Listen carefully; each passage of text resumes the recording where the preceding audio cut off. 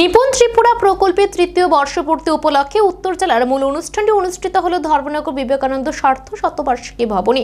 শুক্রবার প্রদীপ প্রজ্বলনের মাধ্যমে এই অনুষ্ঠানে শুভ সূচনা করেন মন্ত্রী শান্তনা চাকমা। জানা যায়, এই অনুষ্ঠানে উত্তর জেলার 8টি ব্লকের প্রতিনিধিত্বে অংশগ্রহণ করে শিক্ষক, শিক্ষিকা এবং ছাত্রছাত্রীরা। এই অনুষ্ঠানে উত্তর জেলার 8টি ব্লক থেকে 8 জন ছাত্রছাত্রীকে বিদ্যালয়ে নিয়মিত উপস্থিত এবং ভালো ফলাফলের জন্য বিশেষ সংবর্ধনা জানানো হয়। পাশাপাশি নিপুণ কন্যা প্রকল্পের আওতায় 8টি ব্লকের 8 জন কন্যা শিক্ষার্থীকেও সম্মান করা হয়। এছাড়াও রাজ্যের 3 জন IAS অফিসারকে অনুষ্ঠানে বিশেষভাবে সংবর্ধনা জানানো হয়। এছাড়া আরও বিভিন্ন ক্যাটাগরিতে শিক্ষক এবং ছাত্রছাত্রীদেরকে সংবর্ধনা জানানো হয়। মন্ত্রী শান্তনা চাকমা এদিন বক্তব্য রাখতে গিয়ে বলেন, নিপুণ ত্রিপুরা প্রকল্প রাজ্যের শিক্ষা ব্যবস্থাকে এক নতুন উচ্চতায় নিয়ে যেতে সহায়তা করছে। শিক্ষক, অভিভাবক এবং ছাত্রছাত্রী সকলেই এই সাফল্যের অংশীদার। নিপুণ ত্রিপুরার প্রোগ্রাম চলছে, তারই অঙ্গ হিসাবে আজ আমাদের উত্তর ত্রিপুরা জেলায় নিপুণ ত্রিপুরার তৃতীয় বছর উদযাপন উপলক্ষে আমরা এখানে মিলিত হয়েছি।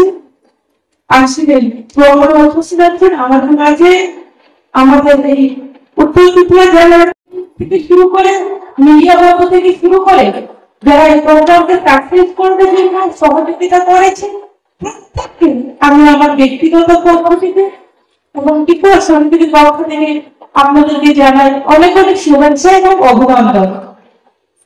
আমরা জানি, আমরা প্রত্যেকে আনন্দিত যে আজকে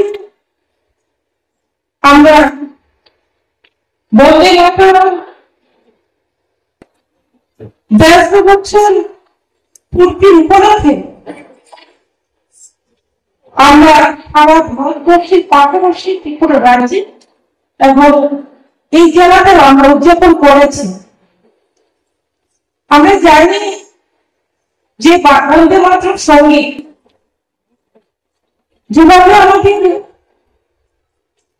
ন্যাশনাল অ্যান্থেম জনগণ মনে হয়েছে, ঠিক সেভাবে এটাকেও গুরুত্ব দেওয়া সেই সমান আমাদের দরকার।